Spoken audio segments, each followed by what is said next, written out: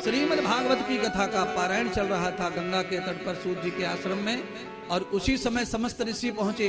तो भगवान सूत जी ने सबको कहा, तिष्ठम तिष्ठम भो हो, बैठो, जो तुम्हें चाहिए वो सब प्राप्त होगा। ये साधु का स्वभाव ऐसा होना ही चाहिए। साधु कुछ दे ना दे, पर साधु का स्वभाव सबसे पहला होना चाहिए सांत्वना प्रदान करे। सांत्वना, सांत्वना।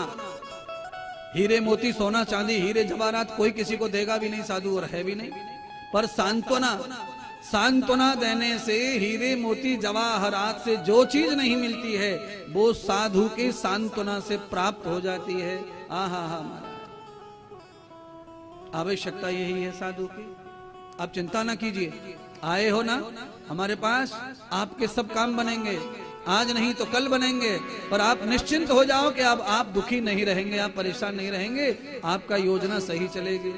उसमें क्या होता है, वो आदमी संतुष्ट होकर बैठ जाता है, और जो अच्छा करने के फार्मूले रहते हैं वो साधु धीरे धीरे धीरे धीरे बताता रहता है, और उसमें से कुछ फार्मूले शिष्य अपना लेता है तो उसकी गाड़ी अटकते अटकते निकल जाती है और सफर तय करने लग जाती है, भला हो जाता है। कोई जरूरत नहीं राई तमाकू फेंकने की। माथे पर भगवान के चिन्ह लगाओ, जीभा पर भगवान का नाम स्मरण करो, और हाथ में यज्ञ का धागा बांध के रखो।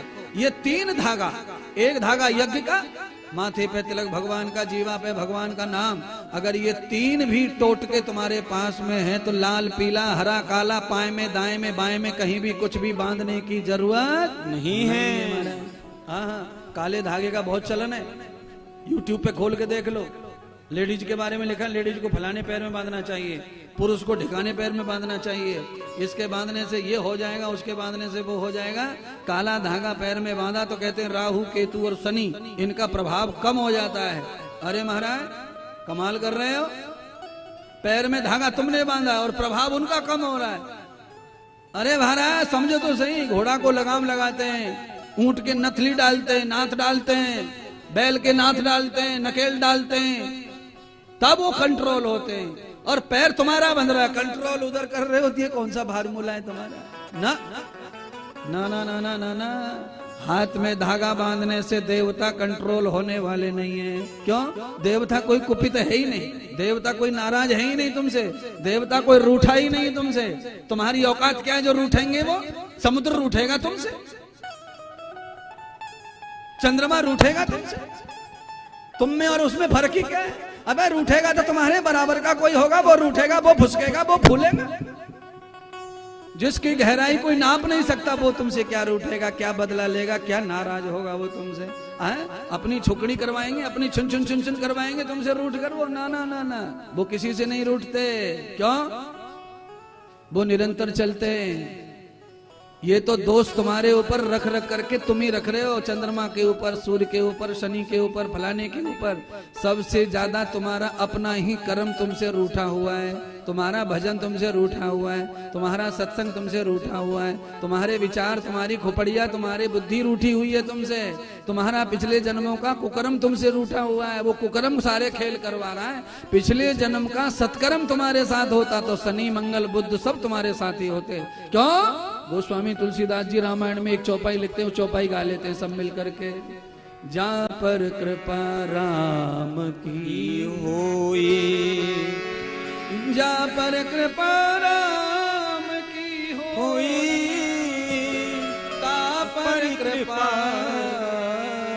करत सब कोई। नान्या पंथे विद्यते यनाय, वेद का मंत्र भी थोड़ा बोल दिया, थोड़ा चौपाई बोल दी। नान्या पंथे विद्यते यनाय, कोई और पथ नहीं है। भगवान वेद कहते हैं कोई और पथ नहीं है तुम्हारी शांति का, तुम्हारी मनोरथ को पूरा करने का कोई और पथ नहीं है। कौन सा पथ है? तो केवल ईश्वर परमात्मा का ही पथ है। न द्वितीयो अस्ति,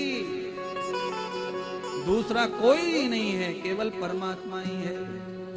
या तभ्यान वेदम, वेद भी जहां कम पड़ जाए, वहां मैंने कथा के प्रारंभ में सिखाया कि जहां वेद भी कम पड़ जाए वहां परमात्मा पूरा पड़ता है।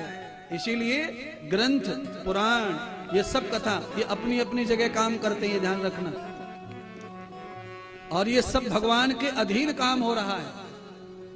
और ये सब जो है भागवत से लेकर के जितने भी ग्रंथ हैं, पुराण हैं, ये सब रस्ते हैं। इन रस्तों पे चलने का मतलब है कि हम वहीं जाना चाहते हैं जहां हमें जाना चाहिए। जो हमारा लक्ष्य है, उद्देश्य है, मंजिल है, वो हमारी इनके द्वारा हमें मिलती है। घर से निकलते हैं छोटा रास्ता, आगे चौराहे पे जाते हैं थोड़ा 2 मीटर और चौड़ा रास्ता, चौराहे पे तीसरे पे गए तो वहां पर से और चौड़ा रास्ता, आगे वाले 5वें चौराहे पे गए तो सीधा एक्सप्रेस बना दिया है, 4 वे 6 वे, उस पे चल करके सफर करते हैं। फिर तो ये कथा, भागवत, गीता, पुराण, ये रास्ते हैं, सब एक दूसरे से जोड़ते हुए तुम्हें बड़े रास्ते की ओर ले जाते हैं। और बड़ा रास्ता कौन सा है? बड़ा रास्ता भगवान की शरणागति है। परमात्मा के अभ्यास में आ जाओ, भगवान के अभ्यास में आ जाओ। दुकान